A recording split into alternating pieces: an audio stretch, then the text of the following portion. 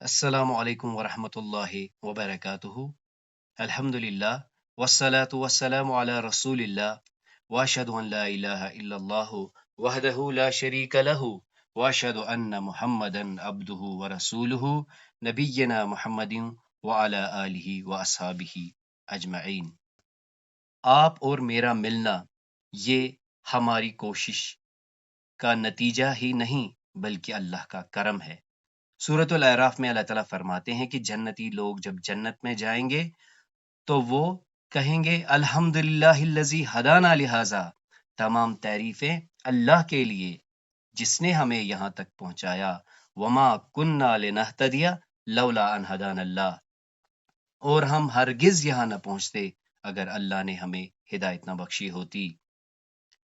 اس دنیا میں اللہ سے مانگنے والی اصل چیز ہدایت ہے، اور سورۃ الفاتحہ میں بار بار ہم یہ آیت دہراتے ہیں، اہدنا الصراط المستقیم، اے اللہ ہمیں سیدھی راہ دکھا، بلکہ اے اللہ ہمیں سیدھی راہ چلا۔ میرا رب مجھ سے کس طرح راضی ہوگا، میں دنیا کی زندگی کیسے بسر کروں، سیدھا راستہ کون ہے؟ ان سوالوں کے جواب قرآن دیتا ہے۔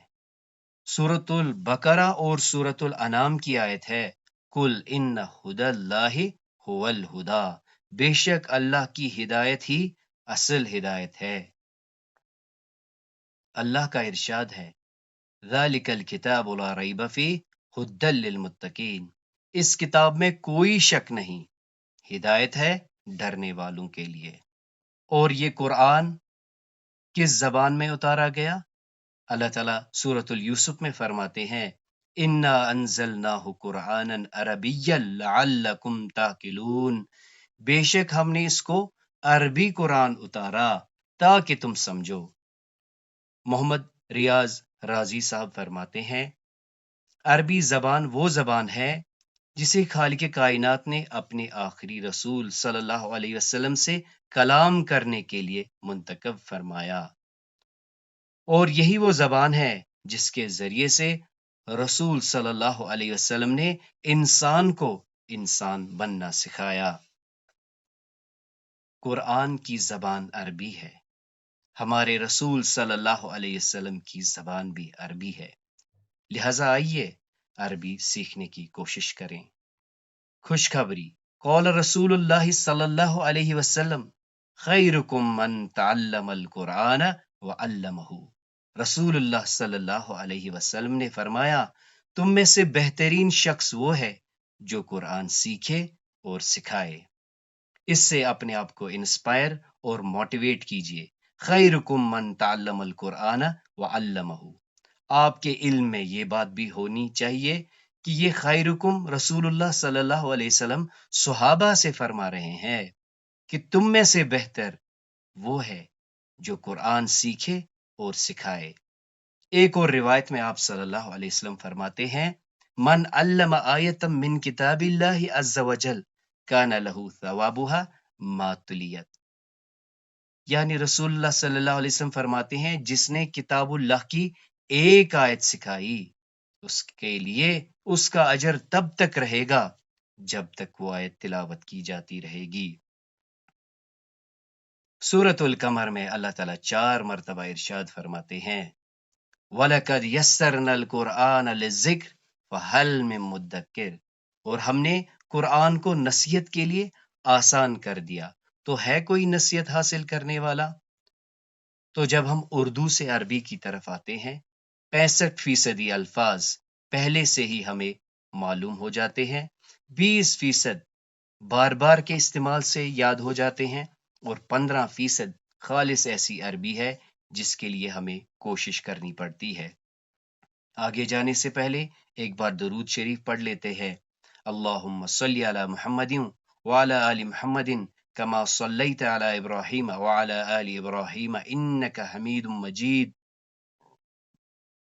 اللہم بارک علی محمد وعلی آل محمد کما بارکت علی ابراہیم وعلی آل ابراہیم انک حمید مجید، رب یسر ولا تعسر وتمم بالخیر، اے میرے رب، رب کا ترجمہ یاد رکھیے، اے میرے رب، رب اے میرے رب، یسر آسانی فرما، ولا توسر اور مشکل نہ فرما، وتمم بالخیر اور خاتمہ بالخیر فرما۔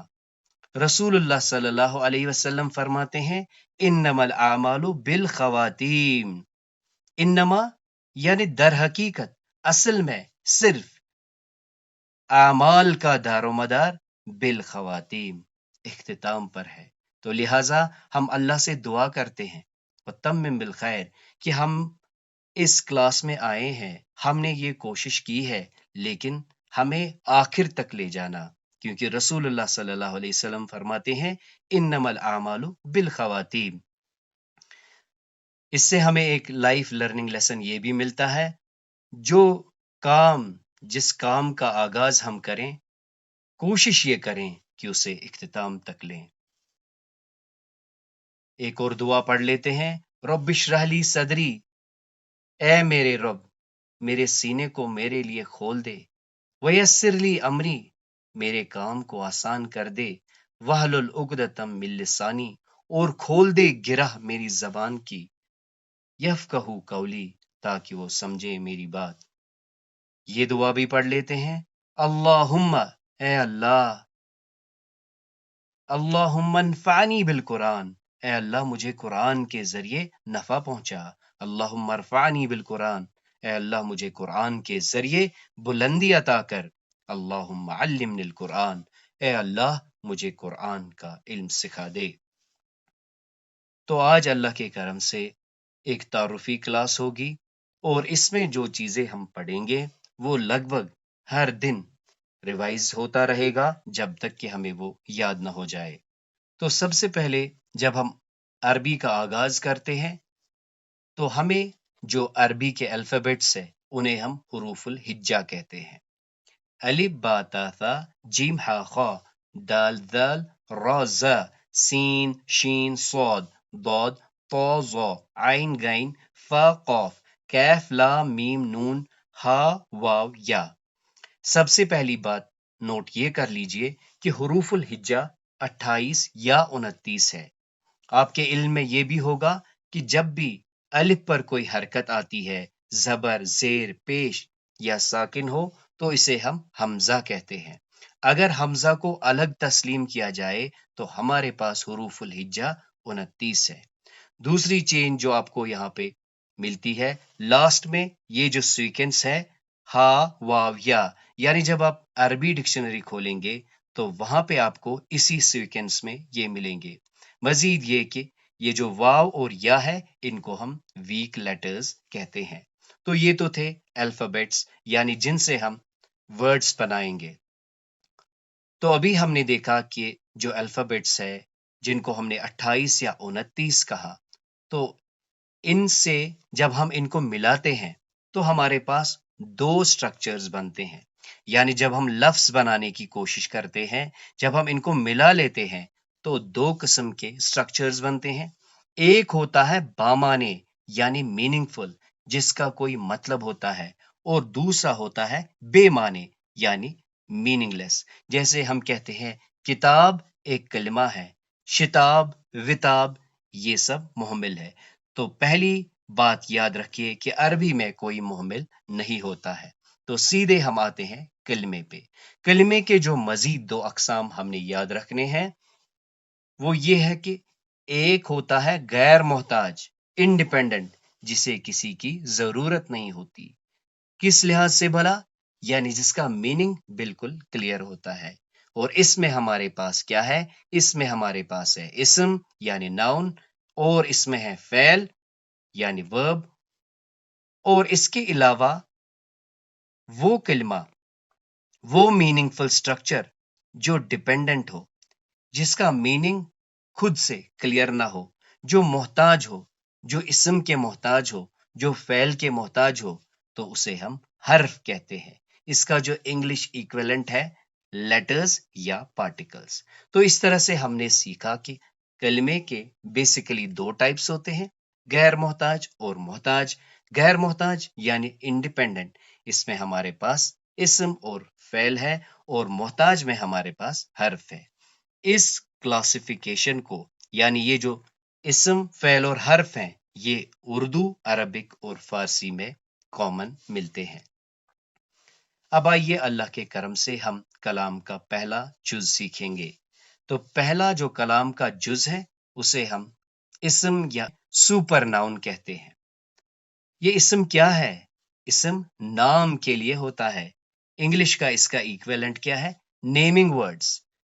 جیسے ہم پڑھتے ہیں بسم اللہ الرحمن الرحیم، اللہ کے نام سے، تو یہ اسم ہے، اسم، نام۔ اللہ تعالیٰ نے انسان کو جب پیدا کیا، اللہ تعالیٰ فرماتے ہیں وَعَلَّمَ آدَمَ الْأَسْمَاءَ كُلَّهَا، اس نے سکھائے آدم کو اسماء، نام، کلہا، سب کے سب۔ یعنی یہ جو نومن کلیچر ہے یہ آدم کی بیسک کیریکٹرسٹک فیچر ہے۔ وَعَلَّمَ آدَمَ الْأَسْمَاءَ كُلَّهَا، اور اس نے سکھائے آدم علیہ السلام کو ساری چیزوں کے نام۔ کچھ اسماء یوں ہیں جیسے اللہ، محمد، قرآن، تو یہ کیا ہے؟ یہ ہے اسماء، اور اسماء پلورل ہے اسم کی۔ کلام کا جو دوسرا جز ہے، جو سیکنڈ پارٹ آف سپیچ ہے، اسے ہم فعل کہتے ہیں۔ فعل یعنی ورب، کام کے لیے، جو کام کے لیے استعمال ہوتا ہے، یعنی ایکشن ورڈز یا ڈوئنگ ورڈز، ورب کو کہتے ہیں۔ قرآن میں اللہ تعالیٰ فرماتا ہے قولو، انہوں نے کہا، من فعل هذا بآلہتنا، جس نے کیا یہ ہمارے معبودوں کے ساتھ۔ آپ کے علم میں ہوگا کہ جب ابراہیم علیہ السلام ان کے وہ بت توڑتے ہیں تو جب وہ دیکھتے ہیں تو وہ کہتے ہیں قولو من فعل هذا بآلہتنا، جس نے کیا یہ ہمارے بتوں کے ساتھ، ہمارے الہوں کے ساتھ۔ یا آپ کے علم میں یہ آیت بھی ہوگی الم تر کیف فعل ربک بعاد، کیا تم نے نہیں دیکھا کیسا کیا، کیا کیا ربک، تیرے رب نے، یہاں پر ہے بعاد، عاد کے ساتھ، اور ایک جگہ پہ ہے باصحاب الفیل، ہاتھی والوں کے ساتھ۔ اور کچھ افعال یوں ہیں جیسے خلق، اس نے پیدا کیا، شکرا، اس نے شکر کیا، سجدہ، اس نے سجدہ کیا۔ تو یہ تو تھا کلام کا دوسرا جز۔ کلام کا جو تیسرا حصہ ہے جسے ہم تھرڈ پارٹ آف سپیچ کہتے ہیں وہ ہے حرف، اس کی جمع حروف ہے۔ انگلش میں ہم اسے لیٹرز، پارٹیکلز، کمبائنرز، جوائنرز کے نام سے جان سکتے ہیں۔ اور اس کا کام کیا ہے؟ یہ ملانے کے لیے ہے، ان کا الگ سے کوئی ترجمہ نہیں ہوتا۔ جیسے ہم پڑھتے ہیں اعوذ باللہ من الشیطان الرجیم، میں پناہ چاہتا ہوں اللہ کی، تو یہ جو بے ہے شیطان سے، یہ جو من ہے یہ کیا ہے؟ یہ حروف ہیں۔ یا آپ کے علم میں یہ آیت بھی ہوگی من المسجد الحرام الی المسجد الاقصی، یہ من کیا ہے؟ مسجد حرام سے الی المسجد الاقصی، مسجد اقصی تک۔ تو یہ کیا ہے؟ یہ سب حروف ہے، اور حروف کا کام کیا ہوتا ہے؟ یہ ملانے کے کام آتا ہے۔ یعنی اب ہم نے یہ سمجھا کہ کلام کے تین اجزاء ہیں، یعنی there are three parts of speech in Arabic۔ ایک کو ہم اسم کہتے ہیں، اسم جس کو ہم سپر ناؤن کہیں گے، فعل یعنی ورب، اور حرف یعنی لیٹر۔ اسم کیا؟ اسم نام کے لیے، فعل کام کے لیے، اور حرف ملانے کے لیے آتا ہے۔ اب جو دوسری چیز ہم جانیں گے، یاد رکھیں گے، وہ یہ ہے کہ عربی میں جو تین زمانے ہوتے ہیں ان کو ریپرزینٹ کرنے کے لیے ہمارے پاس دو ہی زمانے ہوتے ہیں، یعنی there are only two tenses in Arabic۔ کون سے ہیں دو زمانے؟ ایک کو ہم ماضی کہتے ہیں، جسے ہم اردو میں بھی ماضی ہی کہتے ہیں، یعنی جو گزر گیا۔ اس ٹائم لائن کو آپ دیکھ سکتے ہیں، جو گزر گیا یعنی جو پاسٹ ہے اسے ہم ماضی کہتے ہیں۔ ابھی، پریزنٹ اور آگے ہونے والا اسے ہم فیوچر یا مستقبل کہتے ہیں۔ تو نوٹ کر لیجئے، پریزنٹ اور فیوچر یعنی حال اور مستقبل کے لیے ہم مضاریہ استعمال کرتے ہیں. یعنی عربی میں جو دو زمانے آپ کو ملیں گے وہ ملے گا ماضی اور مضاریہ. ماضی کیا ریپرزینٹ کرے گا؟ پاسٹ کو. مضاریہ کیا کرے گا؟ پریزنٹ اور فیوچر دونوں کے لیے آئے گا. یعنی ہم نے دیکھا کہ عربی میں دو ہی زمانے ہیں، ایک تو ہو گیا ماضی اور دوسرا ہو گیا مضاریہ. ماضی کس کے لیے؟ پاسٹ ٹینس کے لیے، جسے ہم اردو میں بھی ماضی ہی کہتے ہیں. اور مضاریہ جو پریزنٹ اور فیوچر یعنی حال اور مستقبل دونوں کو ریپرزینٹ کرتا ہے. اب آئیے اب ہم ایک خاص چیز سمجھیں گے جسے ہم ناؤن نمبرز کے نام سے جانتے ہیں. تو 3 تعدادی کلام ہوتے ہیں عربی میں. جو خاص ہے دیکھیے، ایک کو تو ہم واحد کہتے ہیں یعنی انگلش میں سنگولر کہتے ہیں، اور ایک سے زیادہ کو اردو میں اور انگلش میں پلورل کے نام سے جانتے ہیں. لیکن یہاں پہ ہم نے یاد رکھنا ہے کہ ایک کو سنگولر یعنی واحد کہتے ہیں، لیکن جو خاص بات ہے وہ یہ ہے کہ دو کا الگ مقام ہے عربی میں، اور اسے ہم ڈیول کہتے ہیں، ڈیول یا تثنیہ. تو یہ خاص بات ہم نے جان لی کہ تعدادی کلام 3 ہے، ایک ہو گیا سنگولر اور ہو گیا ڈوئل اور ایک ہو گیا پلورل. سنگولر ایک کے لیے، ڈوئل دو کے لیے، اور جمع دو سے زیادہ کے لیے، یعنی واحد، تثنیہ اور جمع. اب ہم کلام کے 3 حصے دار دیکھیں گے جو کہ انگلش میں بھی ہمیں ملتے ہیں اور اردو میں بھی. بس یہاں پہ ہم تھوڑا سا ان کو سمجھنے کی کوشش کریں گے کہ پیٹرن کون سا ہے. تو سب سے پہلے اس کو جان لیجئے، یہ ہم نے ایک انٹریکشن زون بنایا ہے کہ اس میں یہ دو آپس میں بات کر رہے ہیں، تو ان کے بیچ میں بات ہو رہی ہے. جو بات کرنے والا ہوتا ہے اسے ہم فرسٹ پرسن یعنی متکلم کہتے ہیں، اور جس سے یہ مخاطب ہوتا ہے، جس سے یہ بات کر رہا ہوتا ہے، جو عموماً اس کے سامنے ہوتا ہے، اسے ہم سیکنڈ پرسن کہتے ہیں یا مخاطب کہتے ہیں. اور جس کے بارے میں بات ہو رہی ہے اسے ہم تھرڈ پرسن کہتے ہیں. تھرڈ پرسن یعنی غائب. یہاں پہ جو نوٹ کرنے کی بات یہ ہے کہ جب ہم عربی سٹرکچرز بناتے ہیں وہاں پہ یہ ریورس ڈائریکشن میں آتی ہے. یعنی انگلش میں ہم نے کہا first person, second person, third person, لیکن یہاں پہ کیا ہے؟ وی بگن ود تھرڈ پرسن. ہم تھرڈ پرسن سے شروع کرتے ہیں، یعنی غائب، پھر مخاطب، اور آخر پہ ہم متکلم کی بات کرتے ہیں. تو عربی اسلوب میں ہم نے یہ دیکھا کہ پہلے غائب کی بات ہوتی ہے یعنی تھرڈ پرسن کی، پھر مخاطب کی بات یعنی سیکنڈ پرسن کی، اور آخر پہ فرسٹ پرسن کی بات ہوتی ہے. یعنی غائب کیا ہے؟ جس کے بارے میں بات ہو رہی ہے. مخاطب کون ہے؟ جس کے ساتھ بات ہو رہی ہے. اور متکلم کون ہے؟ جو بات کر رہا ہے. تو اس طرح آج اللہ کے کرم سے ہم نے کیا دیکھا؟ آج ہم نے دیکھا کہ کلام کے 3 ہی اجزاء ہیں جن کو ہم نے اسم، فعل اور حرف کے نام سے جاننا ہے. دوسرا یہ کہ عربی میں 2 ہی زمانے ہوتے ہیں، یا یہ کہ جو 3 زمانے ہوتے ہیں عربی میں 2 ہی طریقے ہیں ان کو ریپرزینٹ کرنے کے، جسے ہم ماضی اور مضاریہ کہتے ہیں.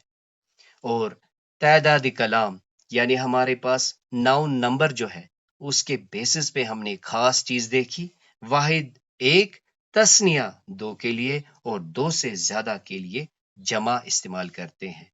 اور جو کلام کے جو 3 حصے دار ہیں اسے ہم نے کس آرڈر میں پڑھنا ہے؟ غائب، مخاطب اور متکلم، یعنی third, second and first person. اللہ تعالیٰ سے دعا ہے سمجھانے سمجھنے میں جو غلطیاں ہوئی ہو اللہ تعالیٰ معاف فرمائے. سبحانک اللہم و بحمدک، اشہد ان لا الہ الا انت، استغفرک و اتوب الیک.